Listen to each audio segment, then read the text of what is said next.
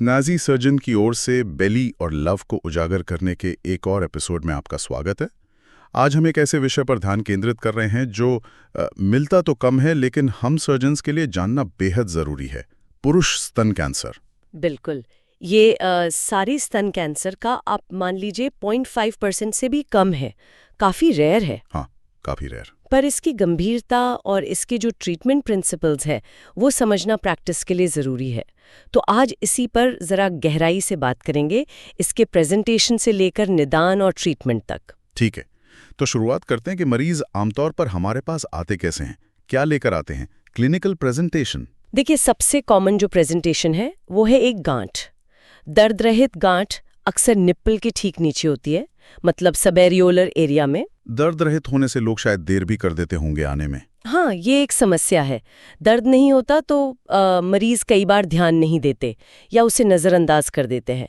इससे डायग्नोसिस में डिले हो सकता है। और पुरुषों में तो ब्रेस्ट टिश्यू वैसे भी काफ़ी कम होता है, तो क्या ये आसपास जल्दी फैलता है, मतलब निपल या मसल में? हाँ, ये बहुत इंपॉर्टेंट पॉइंट है।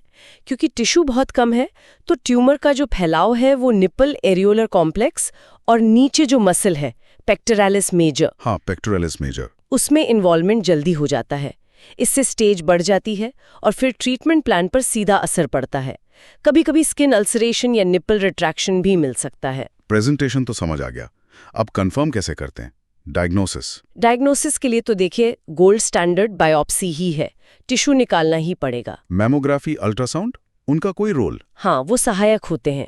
मैमोग्राफी और अल्ट्रासाउंड हेल्प कर सकते हैं, जैसे गांठ कैसी है, एक्जिला में नोड्स की क्या स्थिति है, ये देखने के लिए। लेकिन फाइनल कंफर्मेशन और सबसे ज़रूरी रिसेप्टर स्टेटस जानने के लिए वो बायोप्सी से ही पता चलेगा। हिस्टोपैथोलॉजी के बिना आगे नहीं बढ़ सकते। सही है, तो बायोप्सी कंफर्म हो गई। हाँ। अब आते हैं इलाज पर। सर्जरी का रोल तो सेंट्रल होगा इसमें। हाँ, बिल्कुल। मेल ब्रेस्ट कैंसर का जो मुख्य सर्जिकल ट्रीटमेंट है वो मैस्टेक्टोमी ही है।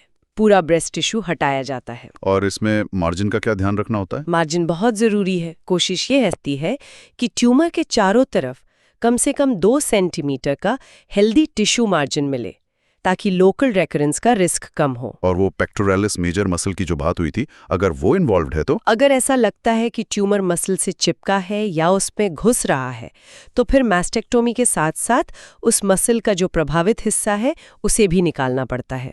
मतलब ट्यूमर पूरी तरह से निकल जाए, ये लक्ष्य है। ठीक है। और एक्जिला, बगल के नोड्स का मैनेजमेंट कैसे करते हैं? एक्सिलरी लिम्फ नोड स्टेजिंग जरूरी है। इससे पता चलता है कि बीमारी कहाँ तक फैली है और आगे का प्रोग्नोसिस कैसा रहेगा। तो जिन मरीजों में क्लिनिकली या इमेजिंग पर एक्जिला नॉर्मल लगती है, कोई नोड महसूस नहीं हो रहा, नोड नेगेटिव केसेस में, हाँ, उन नोड नेगेटिव केसेस में सेंटिनल लिम्फ नोड बायोप्सी, मतलब SLNB की जानी चाहिए। SLNB का क्या फायदा है स्टेजिंग के अलावा? देखिए, एक तो ये सटीक स्टेजिंग देता है, दूसरा ये हमें बचाता है पूरी एक्सिलरी लिम्फ नोड डिसेक्शन से, ALND से। अच्छा, जिससे वो हाथ में सूजन, लिम्फेडेमा वगैरह की दिक्कत होती है। बिल्कुल, वो लॉन्ग टर्म प्रॉब्लम है। अगर सेंटिनल नोड नेगेटिव आता है तो फिर पूरी एक्सिला को डिस्टर्ब करने की जरूरत नहीं पड़ती। काफी बड़ा फायदा है ये मरीज के लिए। सर्जरी हो गई, इसके बाद एडजुवेंट थेरेपी मतलब सहायक उपचार की भी जरूरत पड़ती होगी। हाँ, पड़ती है। एडजुवेंट थेरेपी का मकसद यही है कि अगर कोई माइक्रोस्कोपिक कैंसर सेल रह गया हो तो उसे खत्म किया जाए और बीमारी के वापस आने का खतरा कम हो। इसमें मेनली 2 चीजें हैं, रेडियोथेरेपी और हार्मोनल थेरेपी। रेडियोथेरेपी कब देते हैं? रेडियोथेरेपी की सलाह आमतौर पर मैस्टेक्टोमी के बाद तब दी जाती है जब या तो ट्यूमर बड़ा था, मतलब T3 या T4 स्टेज का, या सर्जिकल मार्जिन बहुत पास थे, या फिर एक्सिला के नोड्स पॉजिटिव आए थे। ये लोकल कंट्रोल बेहतर करता है। और हार्मोनल थेरेपी, सुना है ये मेल ब्रेस्ट कैंसर में खासतौर पर इफेक्टिव है। हाँ, ये बहुत ही ज़्यादा महत्वपूर्ण है क्योंकि ज़्यादातर, मतलब आप समझिए करीब 85 से 90% मेल ब्रेस्ट कैंसर वो एस्ट्रोजन रिसेप्टर पॉजिटिव होते हैं, ER पॉजिटिव। अच्छा, फीमेल ब्रेस्ट कैंसर से भी ज़्यादा? हाँ, प्रोपोर्शन काफ़ी हाई है। इसीलिए हर केस में ट्यूमर का रिसेप्टर स्टेटस पता करना मैंडेटरी है।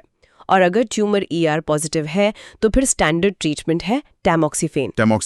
कितनी डोज और कब तक? टैमॉक्सिफेन 20 मिलीग्राम रोज और ये 5 साल के लिए दी जाती है। ये सर्वाइवल को इम्प्रूव करती है। ठीक है, तो अगर हम पूरी बात को समराइज करें, मेल ब्रेस्ट कैंसर रेयर हैं, 0.5% से कम। प्रेजेंटेशन अक्सर निप्पल के नीचे दर्द रहित गांठ, जल्दी निप्पल और मसल इन्वॉल्वमेंट हो सकता है। डायग्नोसिस बायोप्सी से। ट्रीटमेंट में मास्टेक्टोमी विद एडिक्वेट मार्जिन करीब 2 सेंटीमीटर। हाँ। नोड नेगेटिव में SLNB, जरूरत हो तो रेडियोथेरेपी, और ER पॉजिटिव केसेस में टमोक्सिफेन 5 साल के लिए। बिल्कुल सही सारांश। ये दिखाता है कि चाहे बीमारी कम मिलती हो, लेकिन इसके लिए एक well established evidence based protocol है और उसको फॉलो करना मरीज के लिए बेस्ट है। खासकर वो रिसेप्टर टेस्टिंग और उसके बेसिस पर हार्मोनल थेरेपी का फैसला वो सर्वाइवल के लिए बहुत क्रिटिकल है। ये भी सोचने वाली बात है कि इस रेयर कैंसर के बारे में पुरुषों में अवेयरनेस कैसे बढ़ाई गए ताकि लक्षण जल्दी पहचान में आए और टाइम पर इलाज शुरू हो सके। हमारे पॉडकास्ट को सुनने के लिए धन्यवाद। अगले एपिसोड में मिलते हैं।